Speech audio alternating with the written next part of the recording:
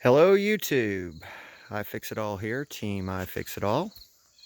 So, uh, working on panels, finally, making progress. So let me explain whereabouts we end up with cutting that piece of metal from that silver looking section of the rocker, and I shall explain what I did. So, I went through with a Sawzall, and that round, yes, that tool there, it's a disc cutter, and I cut out all the bad metal. And then I used my file to knock down the rough edges, because I needed to discover how thick this was, because I intended to use this tool to go along the perimeter of the opening and notch it. Let me demonstrate how it works. You see the offset? So, I shall put a piece of metal in there and you shall see how it works. And I'll do this one-handed. This should be hilarious. Let's see what's happening.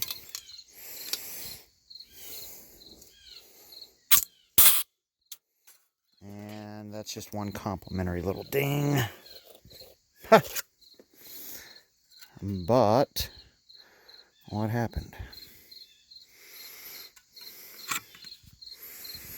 Let me see if I can do something better. Oh my God. Let's see if we can do this.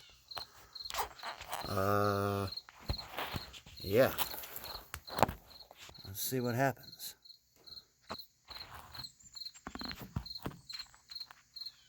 Oh my God. This is never gonna work. Let's see if I'm way down here. Yeah, so if I remain out here, hopefully that'll catch on camera.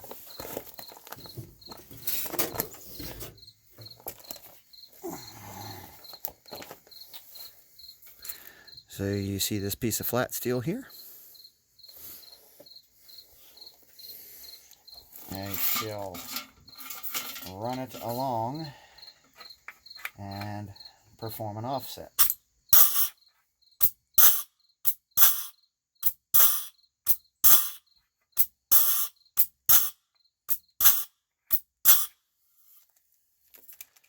So, let's take a look at what has happened. See what happened? Now, that offset is worth a certain distance. I believe my air compressor isn't on all the way. It didn't offset very much. But the theory is I'm supposed to be able to, and I did notch the perimeter of the cutout. And then I dropped in. Here you go. You can see the notch really well right there. And then you got to find the right metal that matches your offset. And unfortunately, the steel that was in this car was something like, oh gosh, I want to say 039-ish or 040. No, it was like 042-ish. And the offset would not allow me to install an equal thick steel because the offset wasn't digging in deep enough.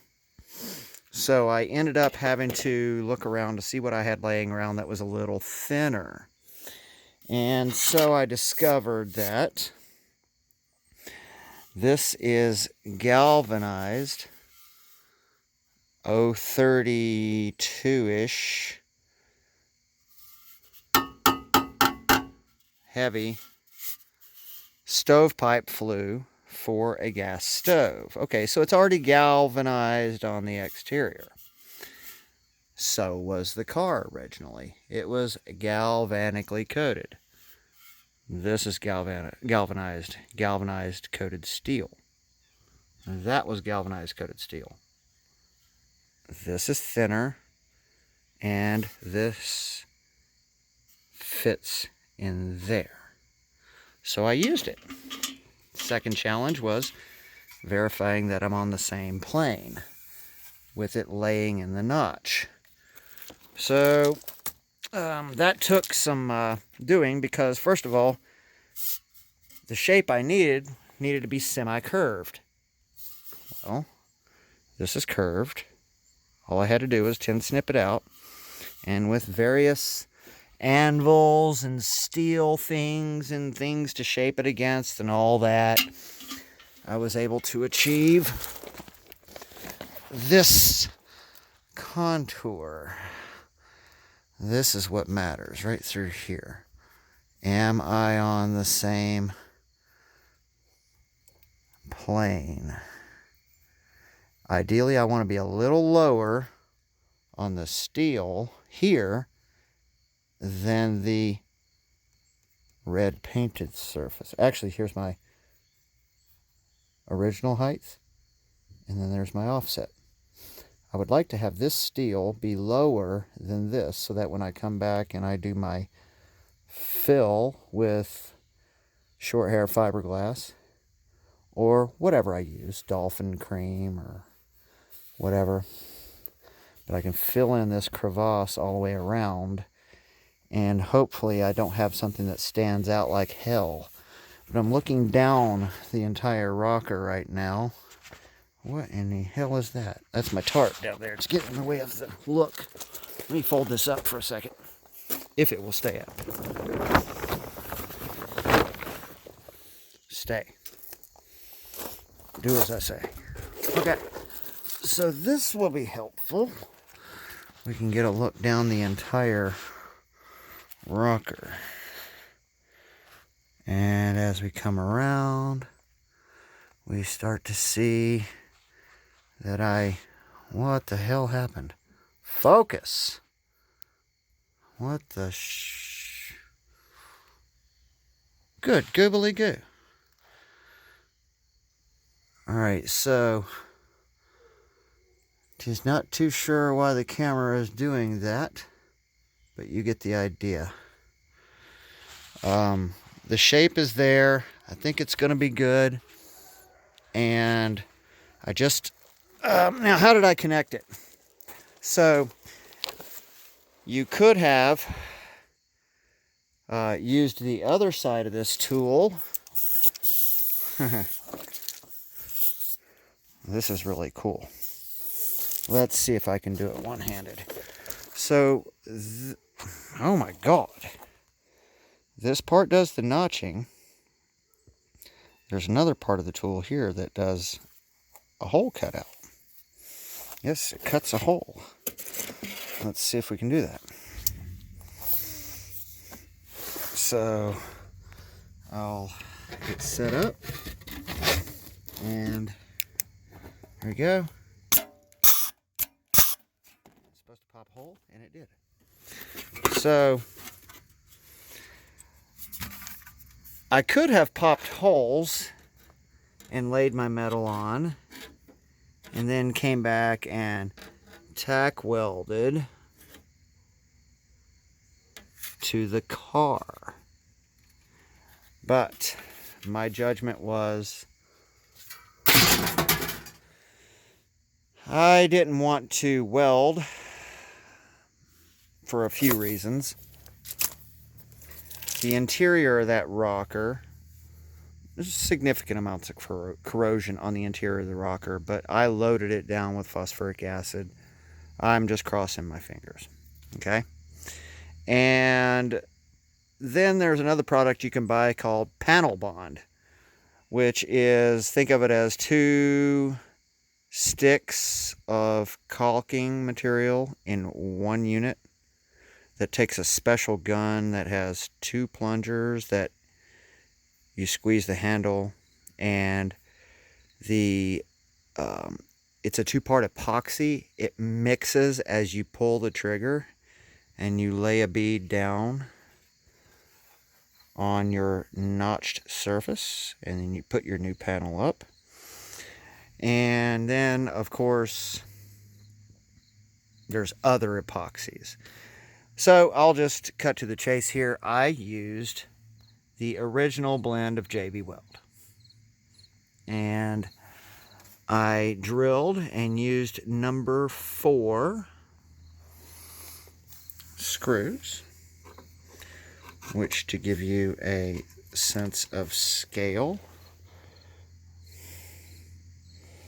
number 4 screw, Phillips, drilled with, I think, a 5/64 bit, and I pre-drilled everything first, and I loaded, well, I pre-drilled maybe a half a dozen screws to get it mounted, and then I put my screws in, and then I drilled the rest of the holes. Then I took the panel off, and then I laid my bead of JB Weld all the way around the perimeter. Then I installed all my screws. Then the JB Weld cures for a couple of days. The original blend takes a long time to cure. And then I end up with a whole bunch of little tiny holes because I took the screws out. I thought I was going to be able to leave the screws in because I specifically ran out special to get these. So you see, I was after countersink screws, thinking that I could drill a countersink on the new sheet steel and install this screw, and then run my sander across and sand the heads of these screws off flush with the sheet steel. It didn't work out like that. The physical height of that head was acting like it was greater than the thickness of this steel plus this steel.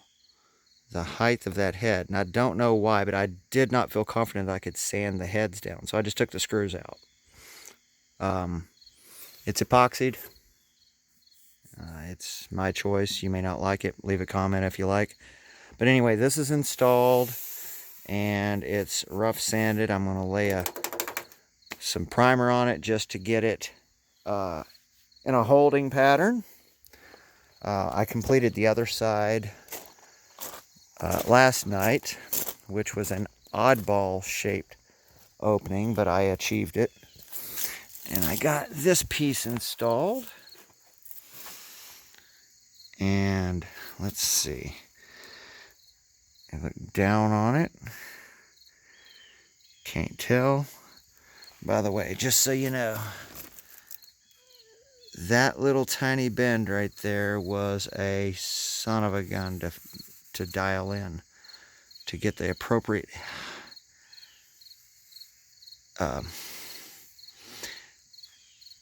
the location of this bend right here in relation to that 90-degree bend up in that corner there. I need something thinner to point with. Oh my God. So, big piece of steel.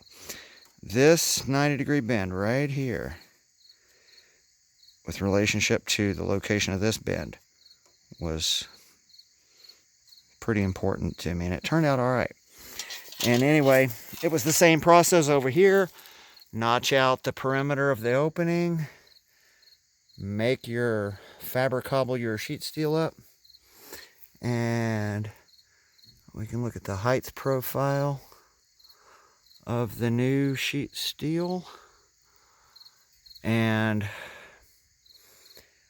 I think I'm going to have to probably aggressively belt sand this patch a little bit because of one area right in here. It looks worse on camera. Let's see if it'll do me any justice by coming over here. So there you go. I might be in a little bit of trouble. I may have to build up the filler right down in here, but everywhere else, it's nice. All the steel is lower than the body. The new patch is lower than the body right in this area. So that means fill in the sand. And the same with this side, you can, let's see how tight I can get in there. You can tell it's, let's see. Yeah, that's fine too. It looks worse on camera, there's a shadow. So that's done. Over here, I'll sandpaper the other side. And then I get to move on to this.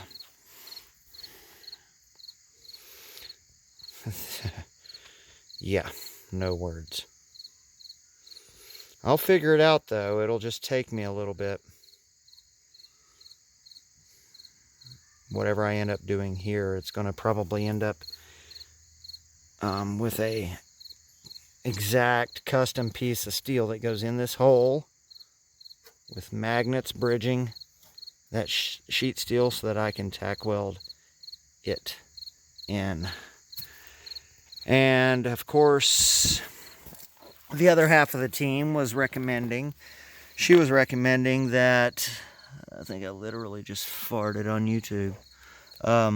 So she was recommending I continue cutting and underneath where this chrome trim goes.